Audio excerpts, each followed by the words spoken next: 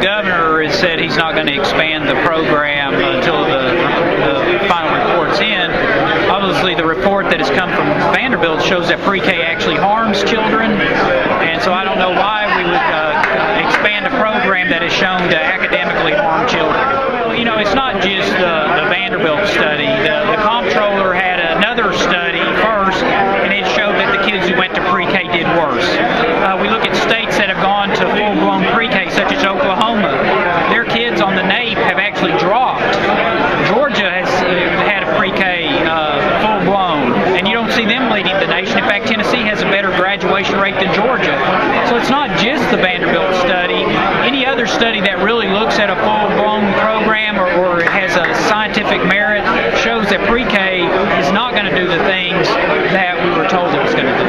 Well, you know, a lot of the supporters sometimes say, well, yeah, maybe we're having a hard time nailing down some academic progress or benefits, but there's some social aspects to it, like socialization of children, particularly at-risk children. Is there anything in that regard that you find? Well, first of all, the Vanderbilt study shows that there is no difference socially. Georgia, which is for almost 20 years had pre-K, they're not talking about closing prisons. They're not saying that society's getting better down there because of pre-K. And you have to also remember in the socialization, it's not just a teacher and a 4-year-old socializing. It's a 4-year-old among 19 other 4-year-olds and picking up bad habits. Perhaps that explains why they do so much worse academically. You know, if they were picking up great social skills, it should be reflected in their academics. That if they're more have less behavior problems, you would think that they would be able to learn more. And actually, the opposite is happening. They're learning less by going to the state pre-K. Well, there's other things you can look at, and you know, some people say, well, it helps prepare them for kindergarten.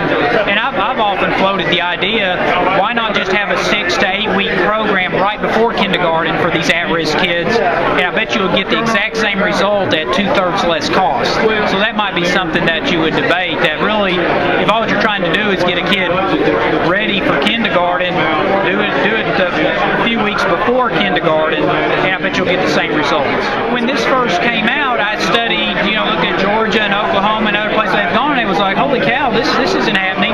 I looked at the so-called studies that said how wonderful this will be for children, and you could see how flawed they were. I mean, one of them was from the 1960s, involved just a few kids. The program dealt more with parental involvement so much more than pre-K. And so it became obvious at the beginning that we were being sold a bill of goods, and it was a hoax. And so I've been going around saying the emperor has no clothes, and now the Vanderbilt study has verified that. Whenever you talk to supporters of pre-K, what do they point to in terms of studies or sort of independent research that they say supports or backs up their support for the program? Well, they usually point to that 1960 program, which is just invalid. I mean, to use that, the best way to tell how a Tennessee pre-K program is doing is to actually look at it. We have looked at it. The comptroller looked at it. The kids who went to pre-K did worse. Vanderbilt looked at it. The kids who went to pre-K did worse. Those are the real studies that you